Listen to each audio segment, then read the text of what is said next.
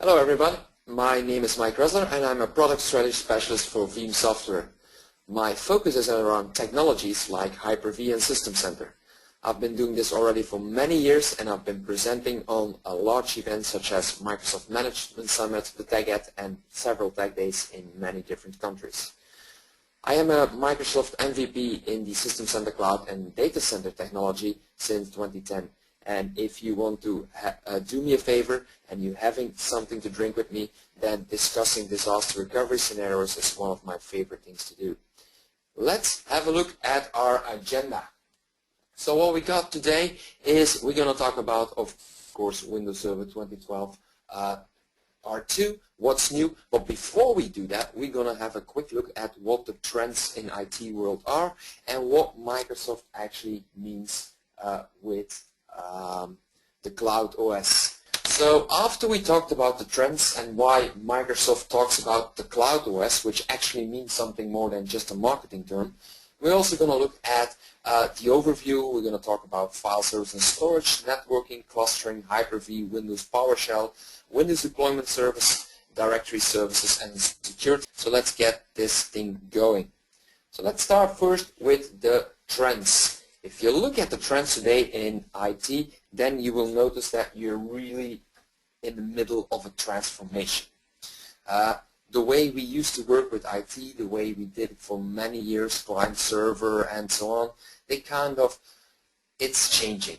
We are not there yet to the new method we all want, but we are really getting close. And one of the big things you have to remember is that everything is starting to evolve around compute, storage, and network.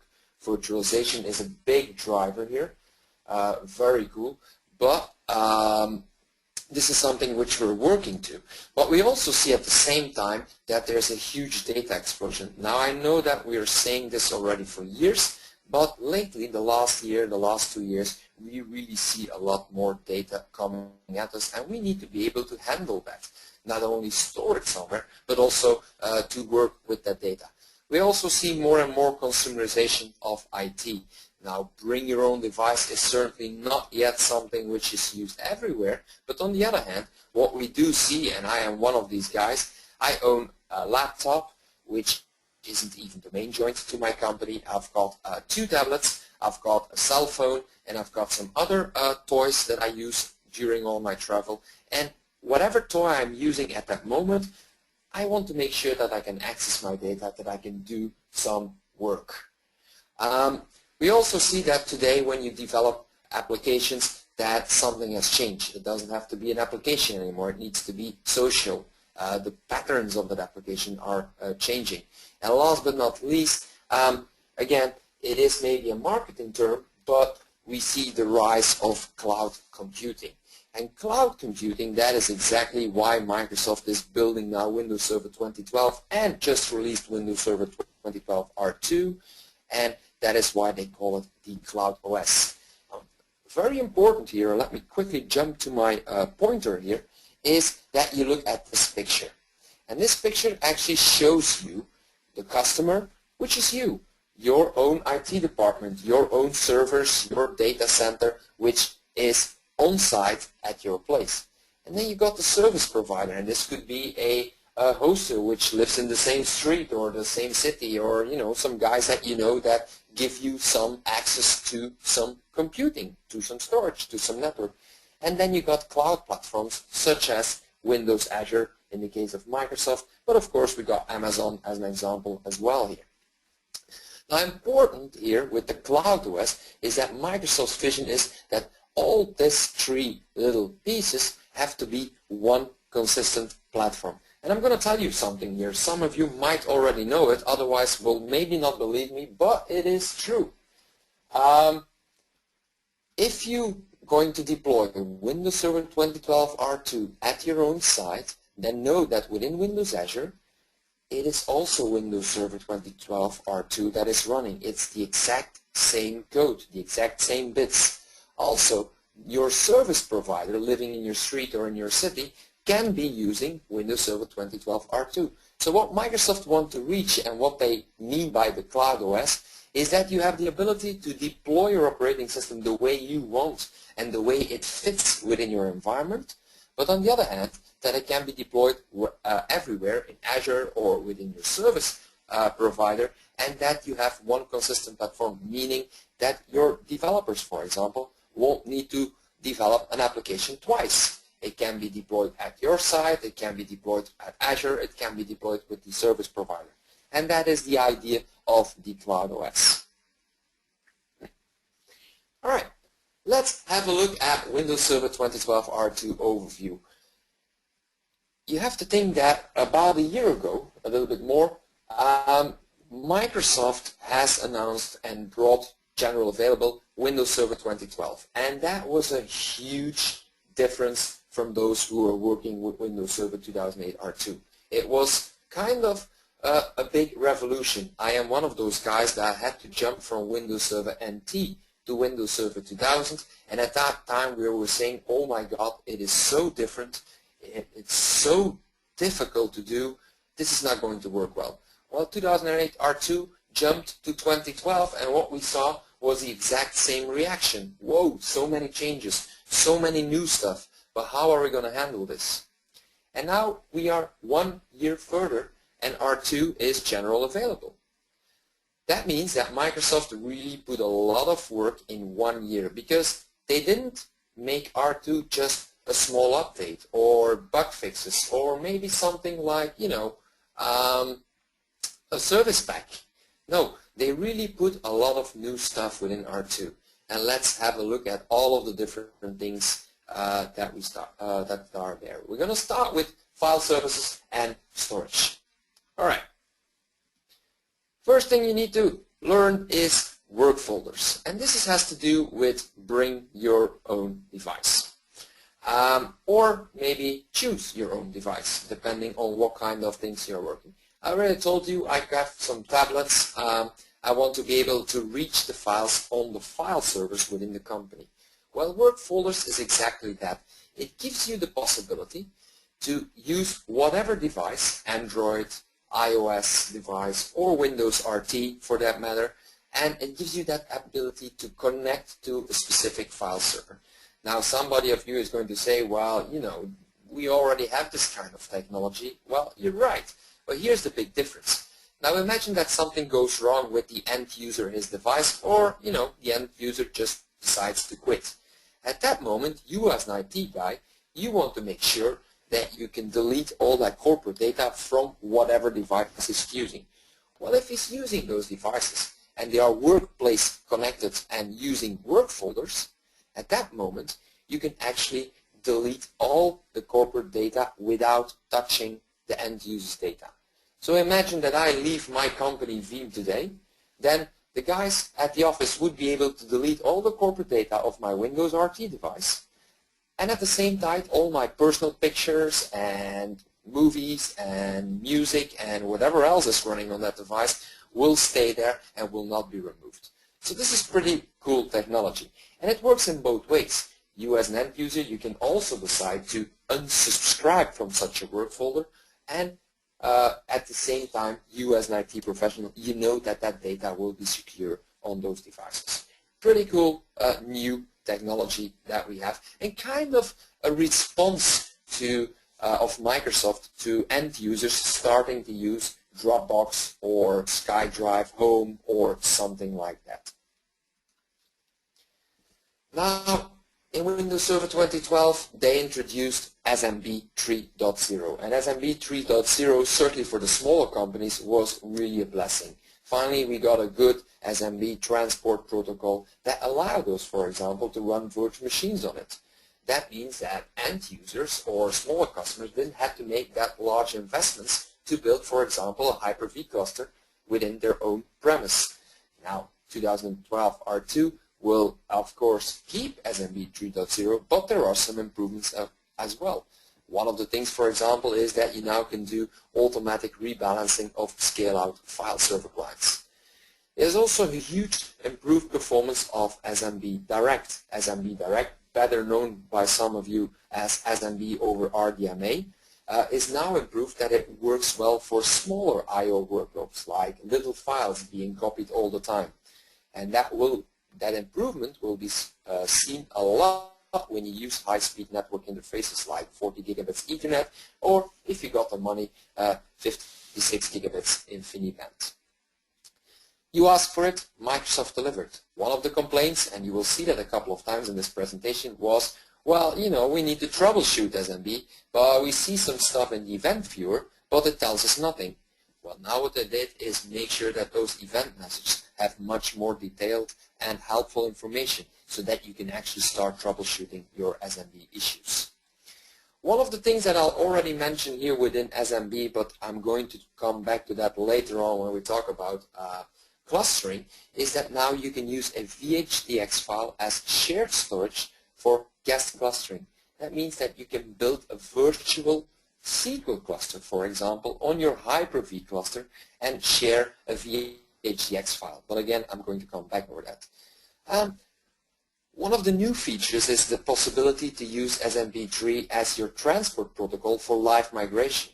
Now, imagine that your infrastructure is taking advantage of things like SMB Direct and SMB multi-channel, and we'll be seeing those things more and more with the newer hardware.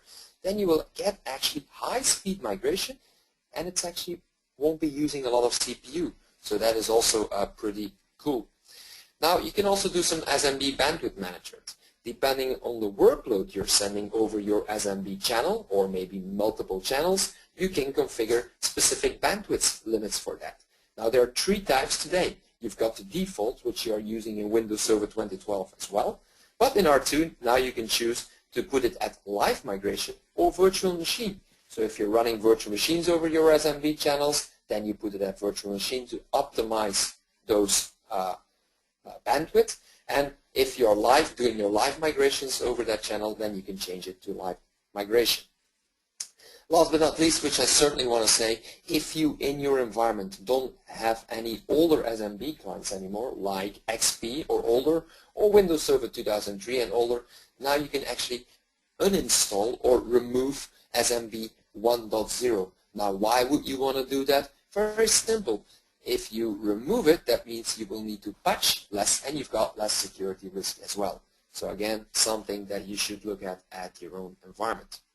All right, and we're going to continue now in the storage section and the file services. And one of the things that has a few changes as well is DFS namespace and DFS replication. To start with, and this is something you will hear me say again a lot of the times during this presentation, it is now fully PowerShell supported. So that's pretty cool. If you have automation needs, you have now PowerShell to manage your DFS namespace and replication. Another thing that has is that the DFS replication WMI provider has been redesigned.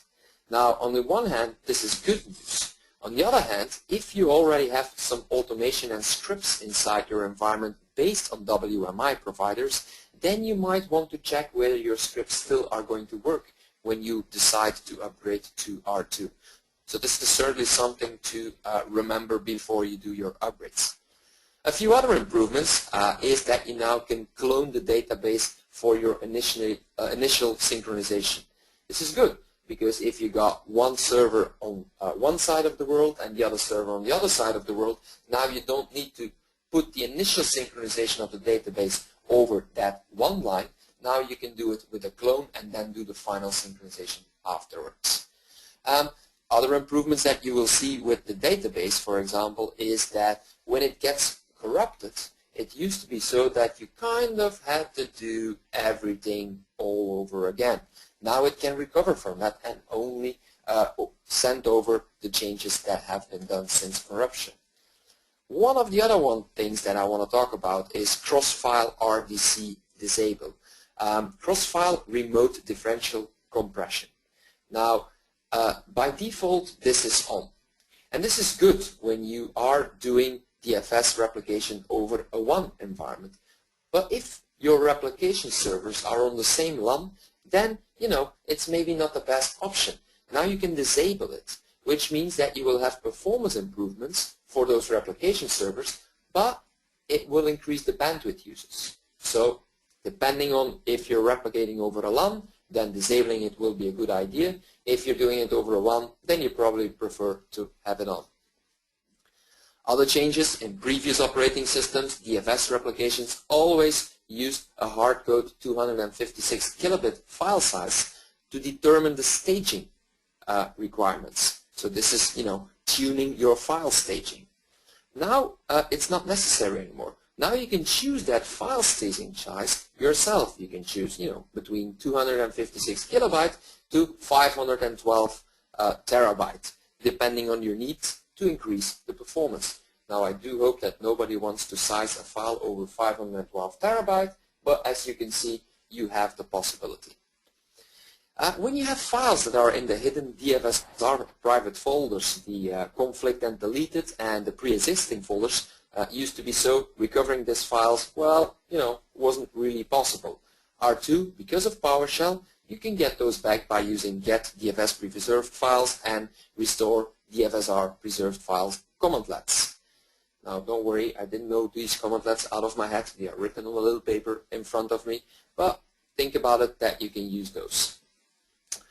Let's see, what else do we got? iSCSI target server. Now for those of you who have never used this, iSCSI target allows Windows Server to share some block storage remotely. The cool thing about this is iSCSI, it just uses your Ethernet network. That means you don't require additional or specialized, expensive hardware. Now, it used to be so that it was a separate download in Windows Server 2008 R2. Then in Windows Server 2012 it was already included, and now with R2 there are some major changes. One of the changes is that the data persistence layer is completely redesigned. It's not based on VHD format anymore, it's based on the VHDX format, which is of course a big improvement because now it can use the improvements of the VHDX format over the VHD. There are some new manageability enhancements. For example, those who are working with Virtual Machine Manager, they know that there's something called SMIS that you need to manage your storage straight from Virtual Machine Manager. Well, if you got iSCSI target server today, then you will see that it is supported now with SMIS, meaning that you can use Virtual Machine Manager to actually start creating LUNs and that kind of stuff on your iSCSI target block storage. It also has got completely new PowerShell commandlets and so on. There's also an improvement in scalability. If you look at the maximum number of sessions, it's now increased to 544 per target server, and the maximum number of logical units is increased to 256. On the other hand, I do hope that you don't have 256 LUNs attached to one target server. One last thing I do want to say is that the local mount functionality has been removed. In Windows Server 2012 R2, you won't be able to locally mount snapshots anymore. Now there is a workaround. You can use the local iSCSI initiator or the loopback initiator, as most of us will call it, to access to those exported snapshots, but it is a workaround. So if something in your production environment is based on that ability to mount those snapshots, think about it, because that you will lose in R2 and you will need to find a better solution for that. Let's look at storage spaces. Storage spaces is technology that gives you the possibility to bring together physical disks and build virtual disks on top of that. For smaller shops, this technology actually gives you a very cheap way to create shared storage. Now, we have seen a lot of interest to that solution, because in the end, in Windows Server 2012, if you look at it, it was kind of the same thing what a real storage area network or a SAN is doing. Only the difference is, of course, the price. And the fact that with Windows Server 2012, you didn't have the same functionality yet. Because now with R2, there is some new functionality. One of this is called tiered storage spaces. That means you can create a storage space by mixing fast disks, the more expensive ones, and slower disks, the cheaper ones. This will give you just a LUN with much bigger capacity, and yet you will still have performance on the fast disk. Now the cool thing here is that Windows Server 2012 R2 will do an analysis on those storage spaces. Will be default at 1 a.m. in the morning, but you can change that to whatever hour you want. And it will place, files or used part of files that are used a lot, like which we call hot blocks. It will put those on the fast tier. Now the parts that you don't use a lot, the cold blocks, will be placed on the capacity tier or on the slower disk. And this is fully automated and done for you. But it gets better. Windows Server 2012 R2 can actually leverage one of those fast tier disks to tackle large write activity. Let me explain this. Let's say we take Hyper-V as an example. Now Hyper-V requires write-through to make sure that you have no data loss. You don't want to make sure that whatever happens in your virtual machine, that it doesn't get lost. Now the problem with this, because it needs to do that, that means that you have reduced write performance. And especially when you got some virtual machine that has a lot of write activity. Think a SQL server running in a virtual machine, for example. Now, by using the fast tier storage, at this moment, by leveraging when there is at a certain moment a large write activity, the performance can be really improved here, which is of course something good. And there are also some more resiliency options, which means you got some more possibilities to build, like RAID technology on that storage space. So if one disk or more disks goes down, you don't lose any data. Then we're going to talk about data deduplication, and this will be the last topic on file services and storage before we jump to networking. Data deduplication in Windows Server 2012 was already very, very good. Well, here are a few improvements. From R2, data deduplication will be supported on VDIs. Now if you think about it, that means if it's supported for VDIs, that means it's supported for shared cluster shared volumes, CSVs. It also means that it now works with open files. And besides that, they also improved a little bit of the algorithms, which makes sure that your read-write performance and your optimization performance has been improved. Now here's a nice thing which we saw. When we have, for example, 40 VDI machines running on a CSV on a couple of Hyper-V hosts. Now, because data deduplication uses caching, all the hot blocks are placed in cache. Now, one of the issues with VDI is what we call the boot storm in the morning, when everybody got his first coffee and they all want to start their VDI at the same time. Now, because of this caching mechanism, and 90% of an operating system is actually all the same code, that means all of that code or all of those hot blocks will be within that cache. Because it's a fast memory, that means you will see that your VDIs will boot much faster when they run on data deduplication than when they don't run on deduplication. First, some small changes to DHCPs. Not that many, but one of the things is that now your policies within DHCP are extended so you can create conditions based on the fully qualified domain name of clients. This also means that your DHCP policies now can be configured to register DHCP clients using a specific DNS suffix, overriding the DNS suffix used on the client. Now this is pretty cool because this is again something which you can use within that bring your own device or workplace, because my tablet probably doesn't even have a DNS suffix, but when I register on the network, now I can get a specific DNS suffix from my company so I can do my work. Another thing is that there is some changes in the registration options for DNS pointer records. It used to be so if somebody tried to register his DNS or his resource record with the DNS server, that you got a lot of failures within your event viewer if there wasn't a reverse lookup zone for that specific pointer resource record. Now, this is something you can avoid now, so that means your event viewer won't be filling up. This can be done for every client, but can also be done for clients that are on a specific subnet, or maybe a client with a specific attribute like iOS as operating system or something, or are within a specific VLAN. And last but not least, all the PowerShell commandlets for DHCP are updated, which means that you have now again more possibilities to do automation as well. Some small changes to your DNS servers.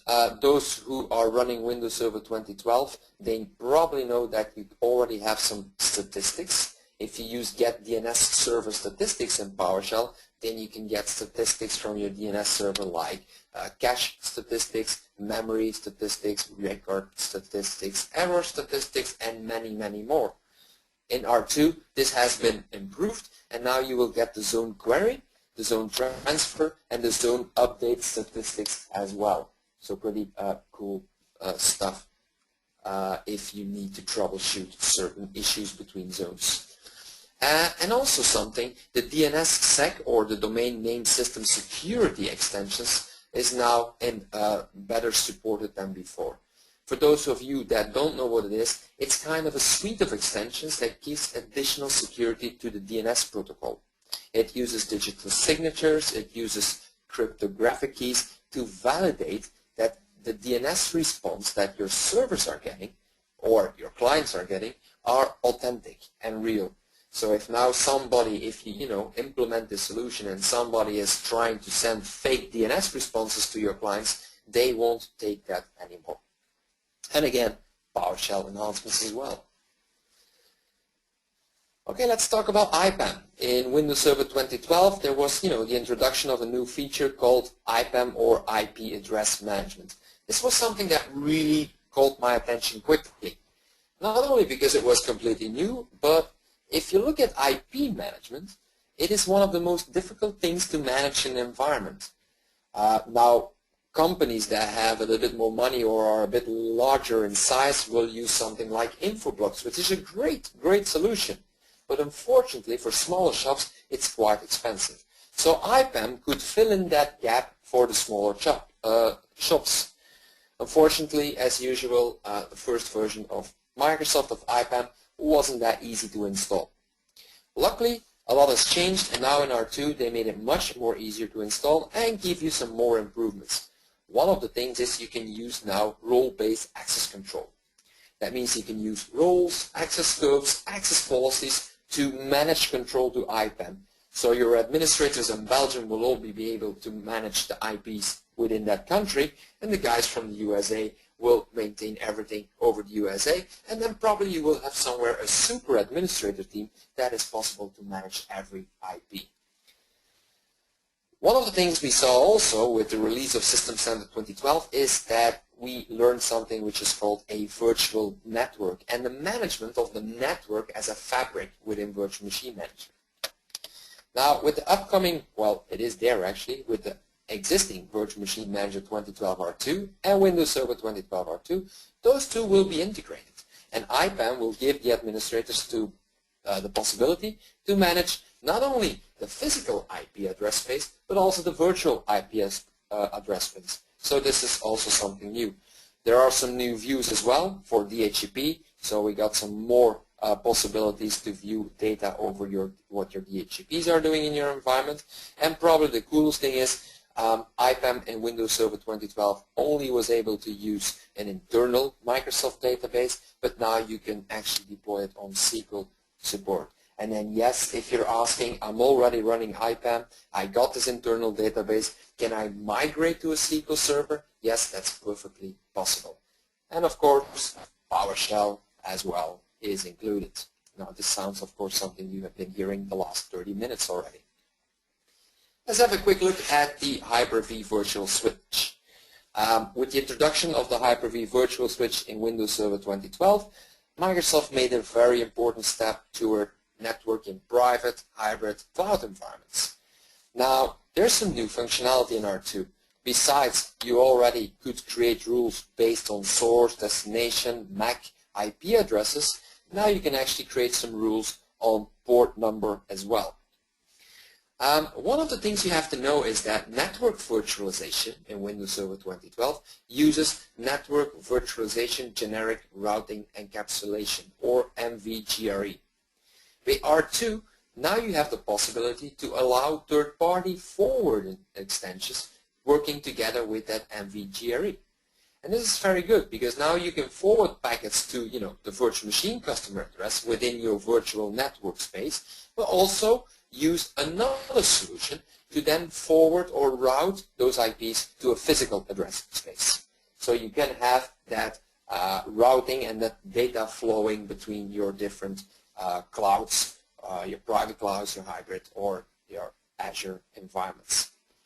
Also pretty cool is that in Windows Server 2012 there was something called RSS over SRIOV, RSS meaning receive side scaling. And this was pretty cool because it took the load off your CPU that it needed to calculate networking.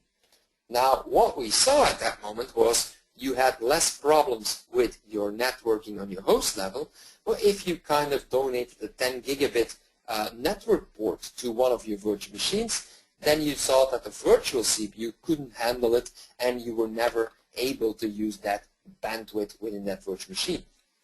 In R2, what we see now is there's something called virtual RSS or VRSS, which you can place or activate on the virtual machine network path. And that should improve the guest networking because, now that processing load will be handled by the network path and it won't give you any issues anymore on your virtual CPU.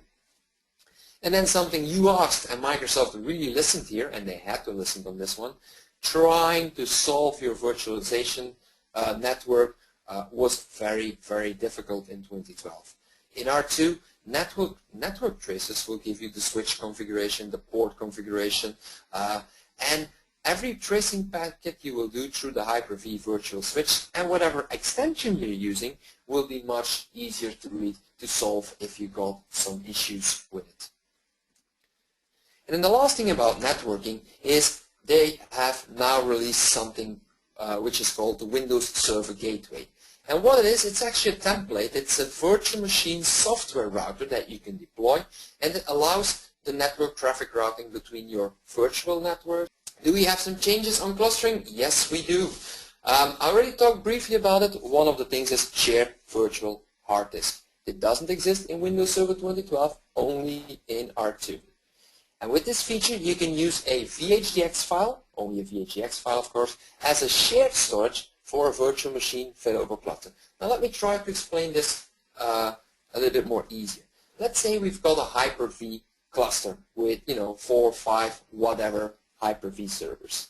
And somewhere in that failover Hyper-V cluster, we've got 2 SQL servers which are deployed within a failover cluster as well. So we got a virtual Windows server, another virtual Windows server, both got SQL installed, and they are installed as failover cluster. One of the things you can do now is use a VHDX and get all the advantages of that VHDX, like backup, like portability, and those kind of things, and use it as your shared storage with that SQL server. I think that is really a very cool feature that can be used. Other things that have been changed is the virtual machine drain on shutdown. In 2012, when you as an administrator did the shutdown of your Hyper-V host and you've forgotten by accident to put it in maintenance mode, then every virtual machine went to safe state and it took some time before it started on another host.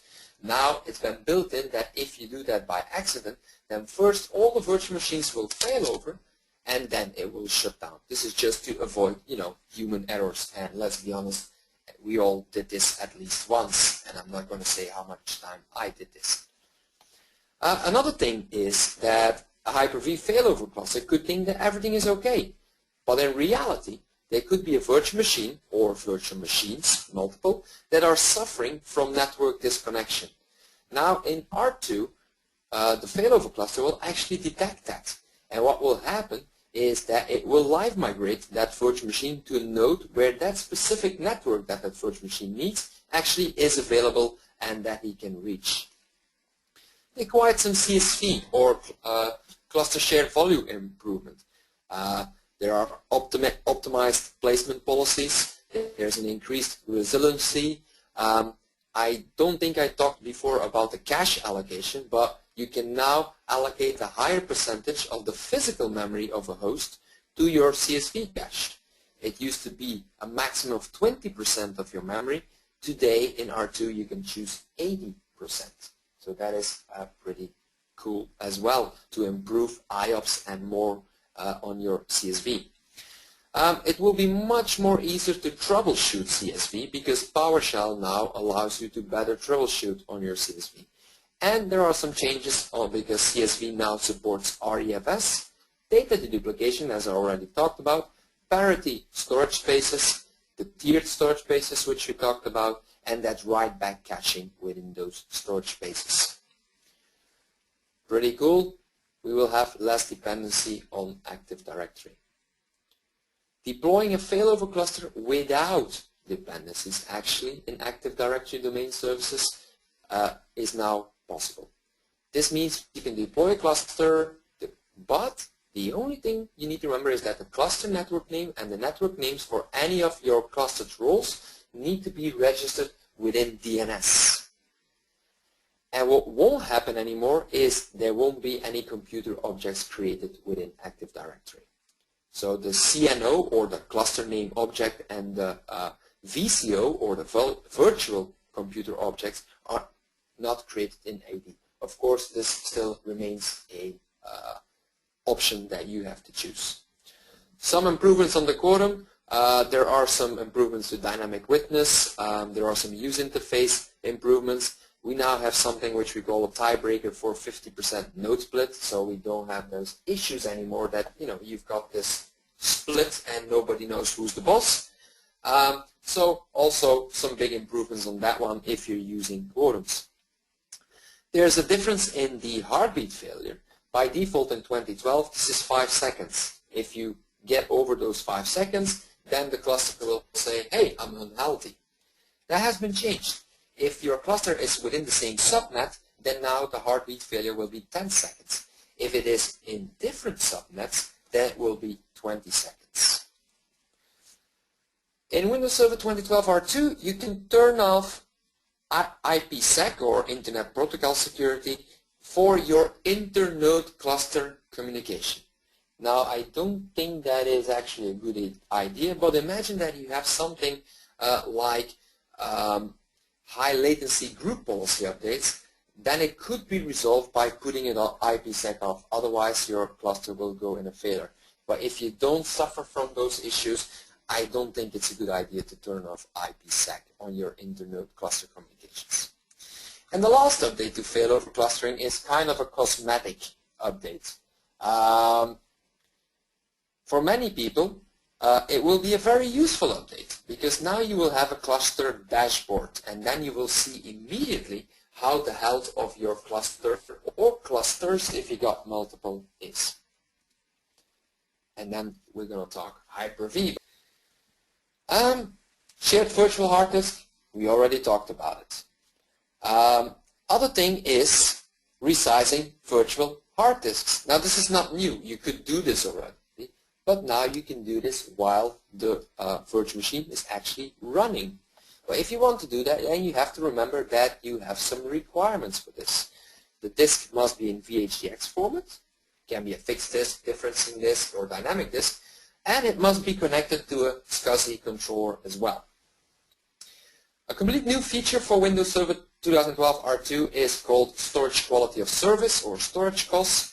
And this gives you the possibility to specify a maximum IOPS value for a virtual hard drive. And yes, you read that correctly. That means it can be a hard drive. It doesn't have to be an entire virtual machine. It can be a hard drive.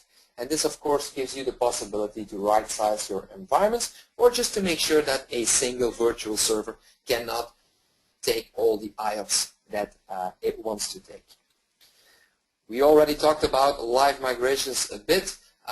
You can now define your live migrations depending on the infrastructure. We talked about it that you can choose SMB now, but if you prefer to use compression for your live migrations, meaning you're compressing your virtual machine first before you're sending it over to save on bandwidth, you can choose that protocol, or you can choose the standard TCP as well.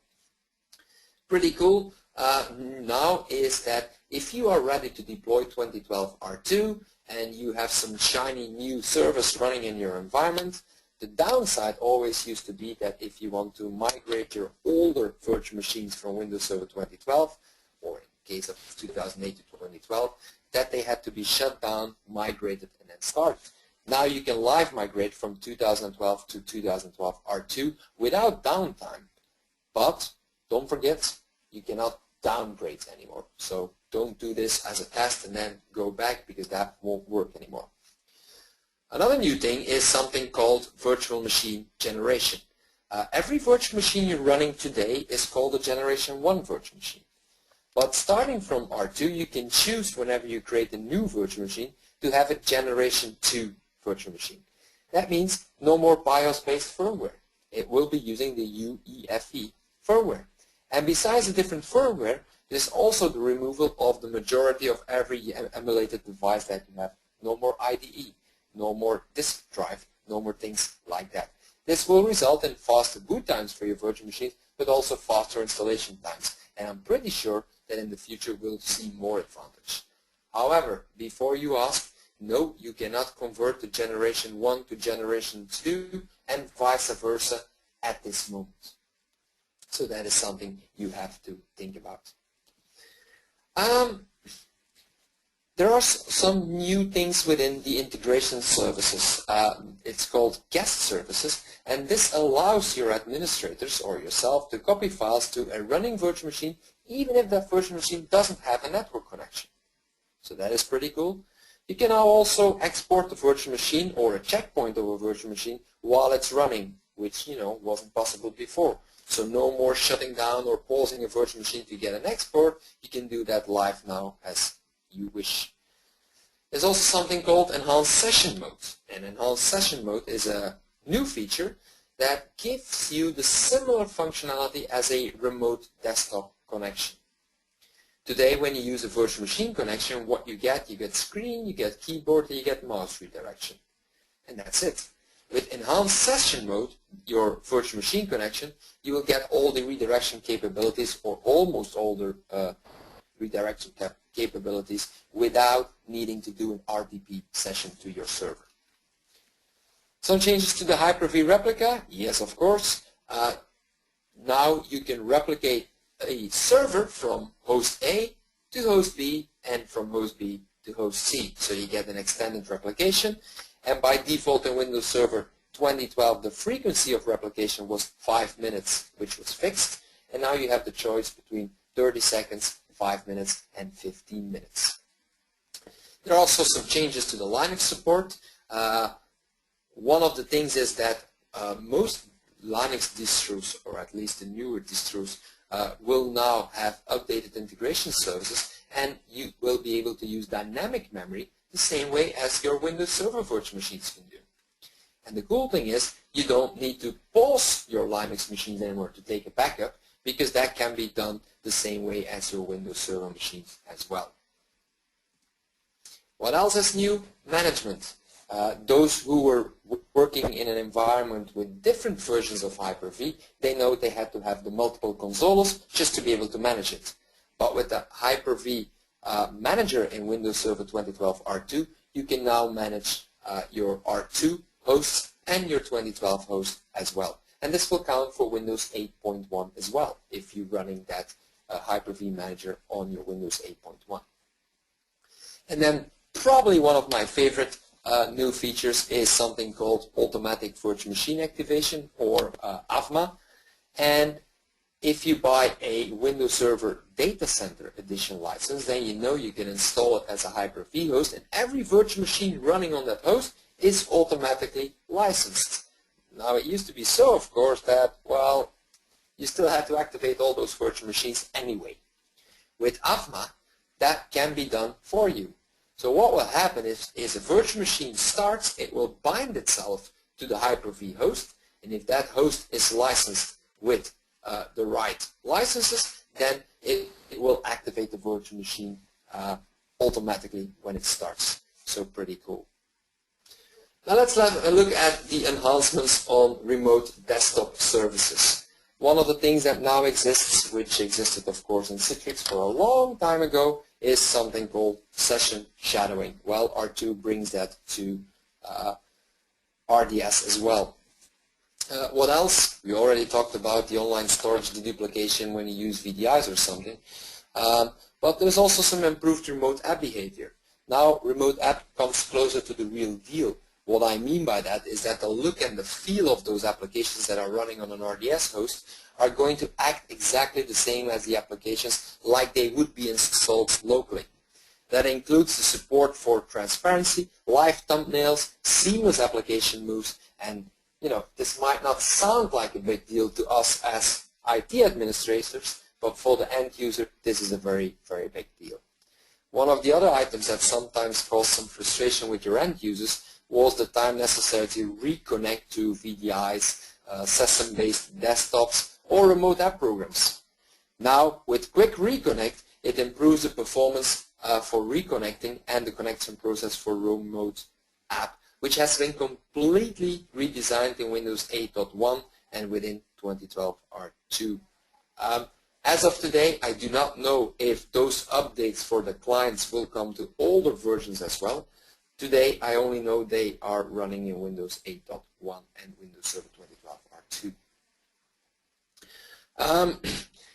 There's a huge difference on bandwidth usage. Microsoft has been using now a lot of different codecs that have compression, which gives you a lot of saving on bandwidth.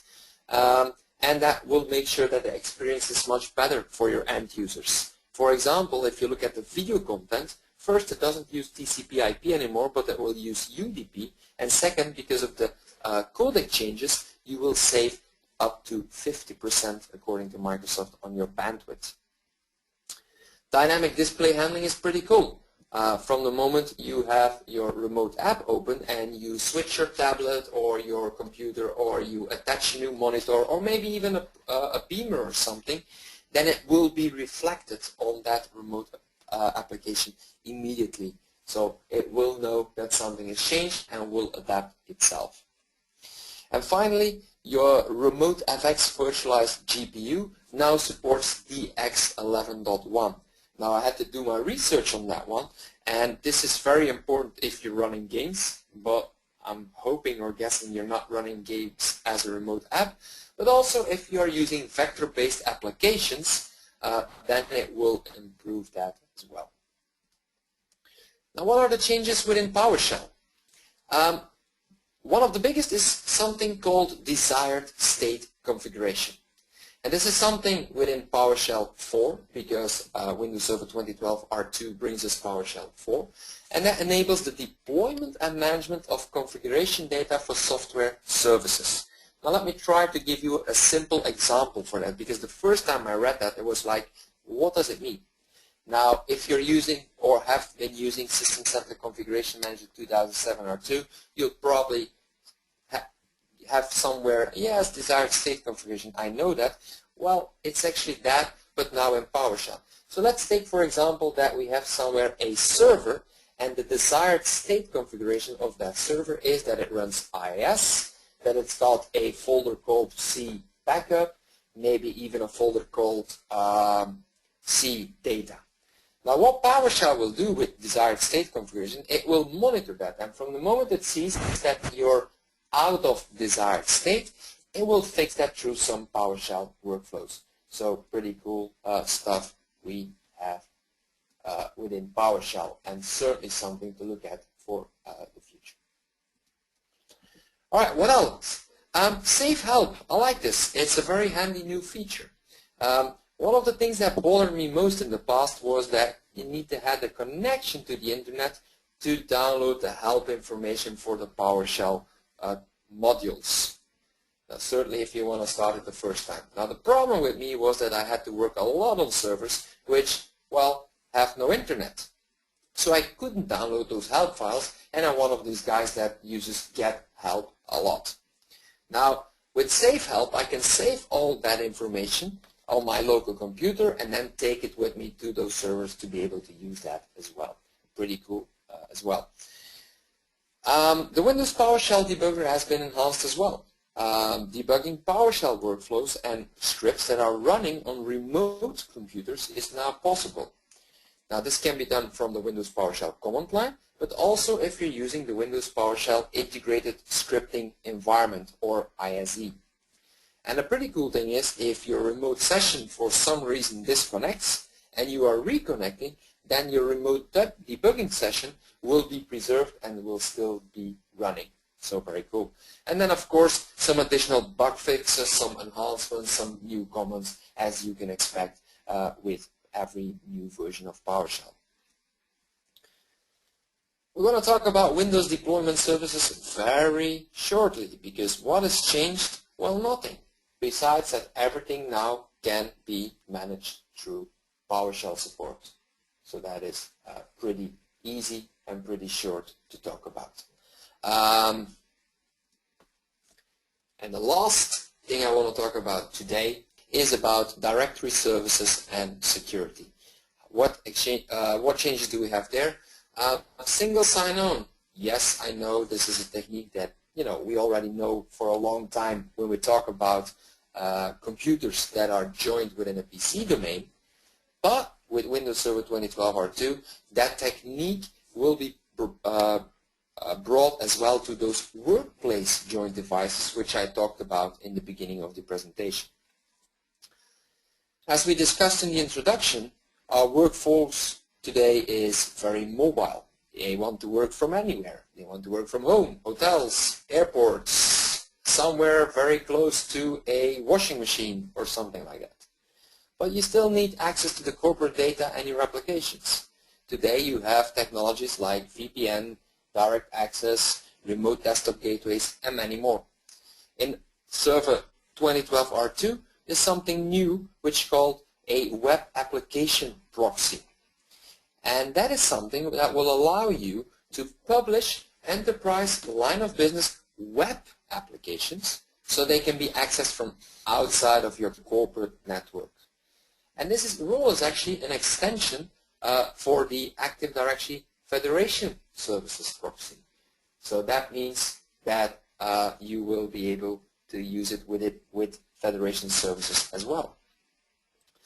Multi-factor authentication, it already existed, but now it's just much easier to implement within Windows Server 2012 R2.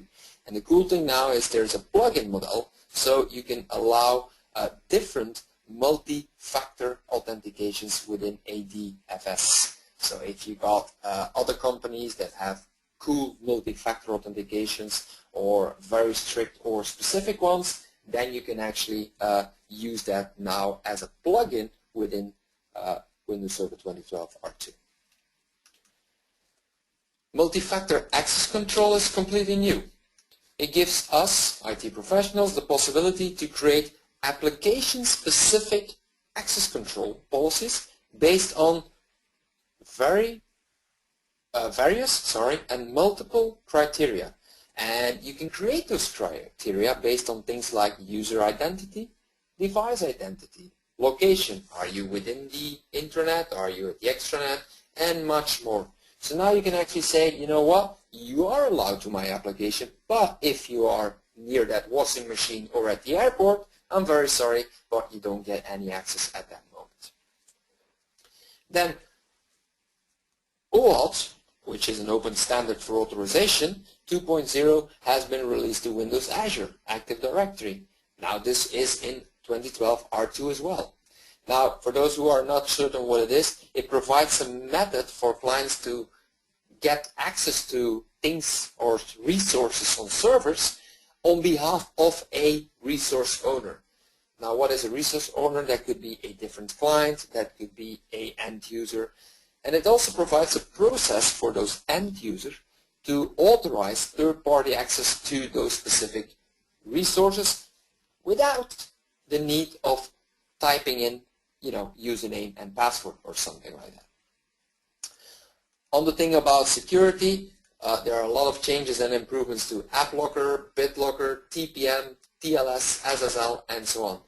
And one very cool one, if you're deploying Windows Server 2012 R2 Core, which I really like and really like to push as well to IT administrators to save on resources, but now by default Windows Defender will run on that core and is enabled.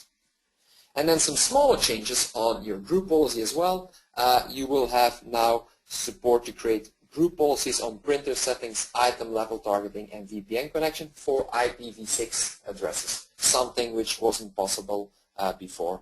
There are more event logging details to your group policy as well. And there's also something now called policy caching, which means that the policy will be downloaded to a local store on your computer or server. And if there are no changes with the local store and the one running on Active Directory or on your domain controllers, then it will use the one from the local store, which will allow your computer or your server to start up more quickly. Alright, and with that, thank you very much again for joining me on this session, and hopefully we'll see you soon at one of our other webinars. Have a great evening, have a great afternoon, or have a great day if you're still starting, and see you all next time. Goodbye.